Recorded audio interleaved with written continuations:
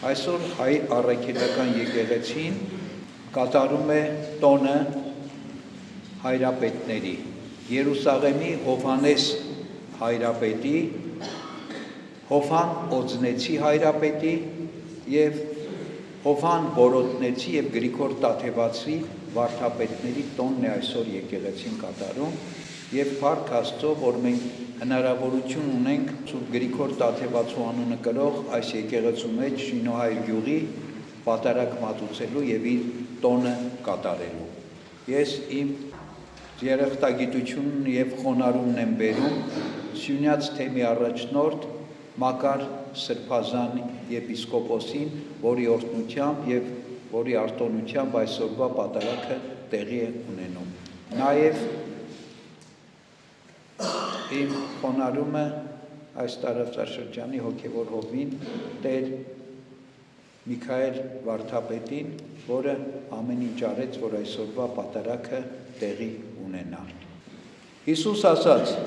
դատաստանի համար եկա աշխարհ, որպեսզի ովքեր չեն տեսնում, տեսնեն, և ովքեր տեսնում են, ուրանան։ Փարիսեցիներից ոմանք, որ Հիսուսի հետ էին, այդ լսեցին և նրան ասացին. միթե մենք էլ կույր ենք։ Հիսուս նրանց ասաց. եթե կույր լինեք, մեղք չէիք ունենա, բայց հիմա ասում եք, թե տեսնում եք, և ձեր մեղքը ձեր մեջ հաստատ է մնում։ Ճշմարիտ, ճշմարիտ եմ ասում ձեզ, ով ոչխարների փարախը դռնով չի մտնում, այլ ուրիշ տեղով է բարձրանում, նա գող է և ավազակ, իսկ ով դռնով է մտնում, հովիվն է ոչխարների։ Դռնապանը նրա առաջ բացում է դուռը, և ոչխարները լսում են նրա ձայնը, և նա ոչխարներին անուններով է կանչում, և նրանց դուրս է հանում, և իր բոլոր ոչխարներին հանի, նրանց առջևից է գնում, և ոչխարները հետևում են նրան, որովհետև ճանաչում են նրա ձայնը։ Օտարի հետևից չեն գնա, այլ կփախչեն նրանց, որովհետև չեն ճանաչում օտարների ձայնը։ Հիսուս նրանց այս առակը ասաց, իսկ նրանք չէին իմանում, թե ինչ էր այն, որ նա իրենց ասում էր։ Դարձյալ Հիսուս նրանց ասաց. ճշմարիտ, ճշմարիտ եմ ասում ձեզ, որ ես եմ ոչխարների դուռը։ Բոլոր նրանք, որ ինձանից առաջ եկան, գողեր էին և ավազակներ։ Ուստի ոչխարները նրանց չլսեցին։ Ես եմ դուռը, եթե մեկ իմ միջով մտնի, կմտնի ու կելնի և ճարակելու բան կգտնի։ Գողը գալիս է միայն, որպեսզի գողանա, սպանի և կորստյան մատնի։ Ես եկա, որպեսզի կյանք ունենան և առավել ևս ունենան։ Տեր Հիսուս Քրիստոսն ասում է. ես եկա, որպեսզի ովքեր չեն տեսնում, տեսնեն, և ովքեր տեսնում են, կուրանան։ Հասկանալի է, որ խոսքը մեր մարմնի ֆիզիկական տեսողության մասին չի, այլ հոգու տեսողության մասին է, հոգևոր տեսողության մասին է, այսինքն մարդը տեսնում է Աստծուն, թե չի տեսնում։ Իհարկե, շատերը կասեն, մենք տեսնում ենք Աստծուն, տեսնել ոչ այսպես տեսնել, հավատքով տեսնել, հավատքի աչքերով տեսնել։ Շատերը կասեն, մենք հավատում ենք, մենք տեսնում ենք Աստծուն։ Բայց Աստծուն տեսնողը պիտի իր մեղքը տեսնի։ Եթե Աստծուն տեսնողը իրան չի տեսնում, ինքը խաբկանքի մեջ է, ինքը Աստծուն չի տեսնում։ Աստծուն տեսնել նշանակում է ինքդ քեզ տեսնել, որտև Աստծուն տեսնել, Աստծու առաջ կանգնել, նշանակում է կանգնել սրբության առաջ, իսկ սրբության առաջ կանգնած մարդը անպայման իր անարժանությունը, իր մեղավորությունը, իր փոքր, ցածր, անարգ վիճակն է տեսնում, որտև չես կարող լույսի առաջ կանգնել ու քո խավարը չտեսնել, սրբության առաջ կանգնել ու քո մեղքը չտեսնել։ Ուրեմն մարդիկ, որոնք ասում են մենք ճանաչում ենք Աստծուն, մենք սիրում ենք Աստծուն, բայց իրենց մեղքը չեն տեսնում, իրենք իրենց մեղավոր չեն համարում, այդ մարդիկ խաբկանքի մեջ են, իրանք իրական տեսողություն չունեն, իրենք կույր են, իրենք կուրությամբ են բռնված։ Եվ շատ մարդիկ էլ կան աշխարհի մեջ, որոնք ապրում են, իրենց թվում է, թե ամեն ինչ իրենք տեսնում են, իրենք ամեն ինչ գիտեն, բայց Աստծուն չեն ճանաչում։ Աստված իրենց կյանքում գերակա չի։ Աստված իրենց կյանքում գլխավորը չի։ Այս մարդիկ իրականում կույր են, կուրությամբ բռնված են։ Իրենց թվում է, թե իրանք տեսնում են, գիտեն, բայց իրականում չգիտեն, որտեվ ոնց կարա մարդը մի բան իմանա, եթե Աստված չունի, ոնց կարա մարդը մի բան ճանաչի, եթե Աստծուն չի ճանաչում, ոնց կարա մարդը մի բան տեսնի, եթե ինքը Աստծուն չի տեսնում, որտեվ ամեն ինչի Տերը, ամեն ինչի արարիչը, ամեն ինչի պարգևողը Աստված է։ Եթե դու Տիրոջը չես ճանաչում, ոնց կարաս բնությունը ճանաչես, ոնց կարաս մարդուն ճանաչես, ոնց կարաս որևէ բան ճանաչես, եթե դու այդ ամեն ինչի արարչին չես ճանաչում։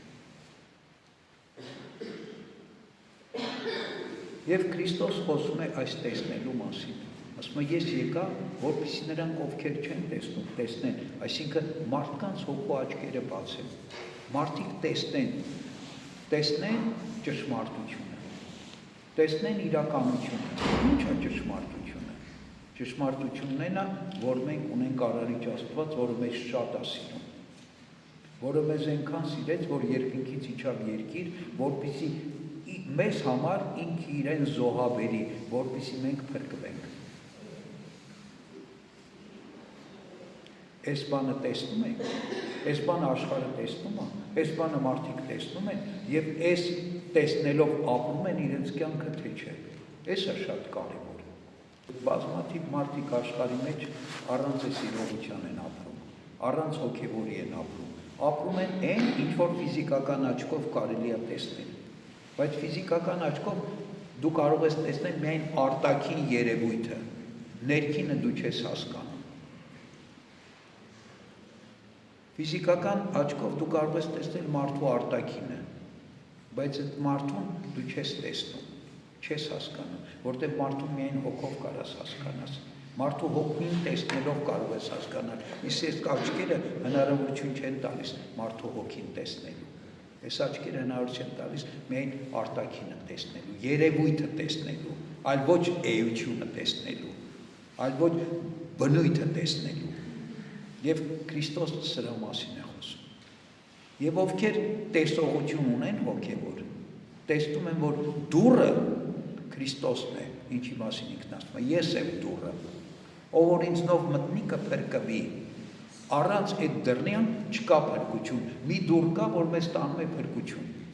Ով է այդ դուռը, ինչ է այդ դուռը, այդ դուռը մեր Տեր Հիսուս Քրիստոսն է։ Քրիստոս դռնով մտնողը միայն կարող է փրկվել։ Քրիստոսով միայն կա փրկություն, ինչպես Քրիստոսն ավետարանը ուրիշ տեղել ասում է, ես եմ ճանապարհը,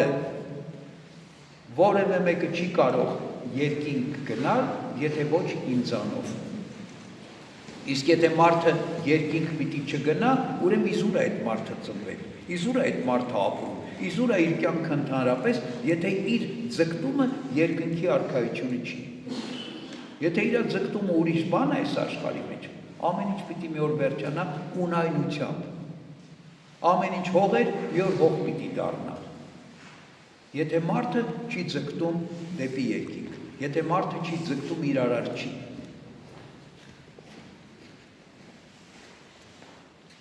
գիտեք, այն զավակները, որոնք իրենց ծնողին չեն ձգտում, լավ չեն դիտում աշխարհի մեջ, ասում են երախտամոռը, ասում են ապերախտա, ասում են ծնողի պատիվը հարգը չիմացողա։ Մենք բոլոր մարդիկս զավակն ենք մեր երկնավոր հոր։ Եթե մենք չենք ձգտում դեպի մեր երկնավոր հայրը, ուրեմն մենք երախտամոռ ենք, ապերախտ ենք, ծնողի հարգը, պատիվը չիմացող ենք, որտեղ մեր ծնողն Աստված է։ Եվ ինչ որ ունենք, Աստծուց է։ Քրիստոսն ասում է, ես եկա, որպեսզի դուք մտնեք ինձանով եւ ճարակ գտնեք, ուր մտնենք իրանով, կյանք մտնենք։ Եվ ասում է, գողերը գալիս են, որպեսզի ձեր ոգիները գողանան, բայց ես եկել եմ, որպեսզի դուք փրկվեք, կյանք ունենաք եւ առավել եւս կյանք ունենաք։ Որպեսզի այս աշխարհում ապրելով իմանաք, թե ինչի համար եք ապրում։ Այսպես տպավորված եմ մի իրողությամբ։ Անցած կիրակի օրը երեկոյան լուրերի մեջ կարդացի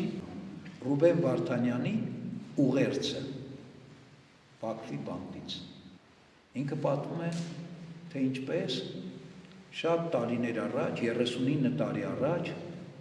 սովետական միության ժամանակներում, երբ ինքը 18 տարեկան ուսանող էր Մոսկվայի պետական համալսարանի, առաջի կուրսն ավարտելուց հետո իրեն զորակոչեցին խորհրդային բանակ։ Եվ մի քանի 100 մարդու հետ Մոսկվայից իրենց բերեցին Բաքու ծառայելու։ Եվ Բաքվում ասում է, մեկը տեսնելով իմ ազգանունը, որ ես հայ եմ, մի ենթասպա մոտեցավ ինձ ասեց, եթե 300 ռուբլի տաս, քեզ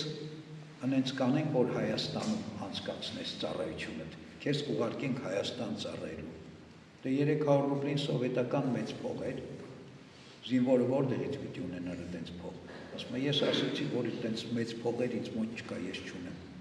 Գնաց այդ մարդը։ 3 օր հետո, երբ մեզ արդեն պիտի վերջնականապես ուղարկեին մեր ծառայության վայրերը, նորից այդ ենթասպան մոտեցավ, ասեց, լավ, 50 ռուբլի որ տաս, քեզ կուղարկենք Հայաստան ծառայելու։ Ես ասացի, որ ինձ մոտ ընդամենը 27 ռուբլի կա։ Այդքան ունեմ, ուրիշ փող չունեմ։ Թողեց գնաց, չհամաձայնվեց։ Եվ ասում է, այդ մասին ես պատմեցի այն տղաներին, որոնց հետ Մոսկվայից եկել էինք, այսինքն մի 4-5 օրվա ծանոթ էինք, մեզ հավաքել էին Մոսկվա եւ բերել էին Բաքու։ Մի 5-6 տղայի հետ այդ ճանապարհին մի քիչ մտերմացել էինք, ուղղակի պատմեցի, որ այս ենթասպան եկել էր 300 էր ուզում, հիմա 50 է ուզում, սենց, ես էլ իրան սենց պատասխանեցի, գնաց։ Ասում է 15 րոպե հետո այդ տղաներից մեկը 23 ռուբլի բերեց տվեց ինձ։ Ասեց մենք տղաներով որոշեցինք, որ մենք բոլորս զինվոր ենք, բախտակից ենք, եթե կարա մեզանից մեկը օգտվի այս իրավիճակում, մեկի համար լավ լինի, որոշեցինք, որ անենք։ Ասում է, ես գիտեի, որ 3 ռուբլին կամ 5 ռուբլին այն ժամանակ զինվորի գրպանի վերջի փողն էր։ Ուրեմն այդ տղաները իրենց վերջի գումարները հավաքեցին, որպեսզի ինձ համար լավ լինի։ Եվ ասում է, շնորհիվ դրա ես 2 տարի ծառայեցի Գյումրիում։ Բայց ասում է, այդ դեպքը, այդ տղաներին առաջի վերջի անգամ տեղ եմ տեսել, այլ չեմ տեսել։ Բայց այդ դեպքը ինձ վրա շատ ազդեցություն ունեցավ։ Պետք է ապրել բարի, պետք է ապրել մարդասեր, պետք է ապրել բարեգործ, պետք է ուրիշներին անել այն, ինչ որ ուրիշները ուզում են անել քեզ։ Ես ասում եմ, ինչ որ Ռուբեն Վարդանյանն է ասում իր ուղերձի մեջ։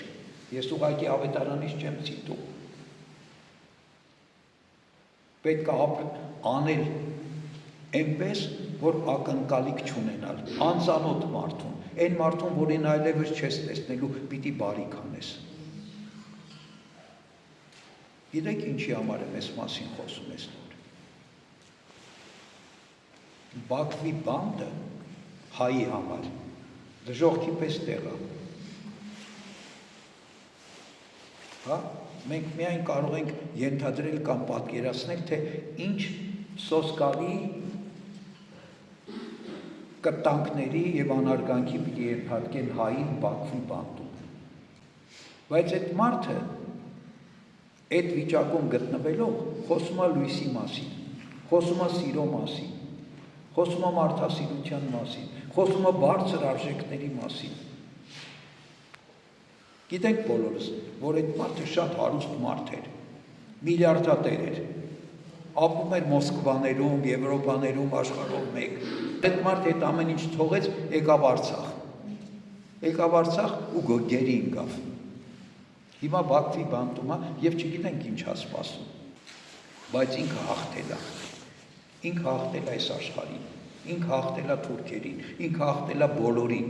Իր մարմինը կարան սպանեն, բայց իր հոգին հաղթանակած է։ Ինքը որտեվ այդ վիճակում խոսում է սիրուց, խոսում է մարդասիրությունից, խոսում է բարությունից, խոսում է լույսից, խոսում է ողորմությունից։ Էս է նշանակում տեսնել։ Էս է նշանակում հոգու աչքերը բացվել։ Մենք չենք տեսնում։ Մենք տեսնում ենք մենակ, որ մարդուն բսկտում են, մարդուն խոշտանգում են, մարդուն սպանում են կենթանի, եւ ասում ենք ինչ մեղք կա, մեղքը ինքը չի, մեղքը մենք ենք, որ գույր ենք, ինքը տեսնող է, ինքը տեսնում է բաներ, որ կյանք է, որ լույս է, որ սեր է, որ փրկություն է, մենք չենք տեսնում այդ բաները, մենք ընդհանրապես տեսնում ենք իր մարմնի չարչարանքը եւ ասում ենք մեղք կա։ Այդ ճիշտ դեպքեր մենք տեսնում ենք Սուրբ Սարգսի չարչարանքը, բայց Սուրբ Սարգիսը հաղթել էր այդ բոլոր չարչարողներին, ծիծաղում էր նրանց վրա եւ Սաղմոս էր ասում, փառք էր տալիս Աստծուն։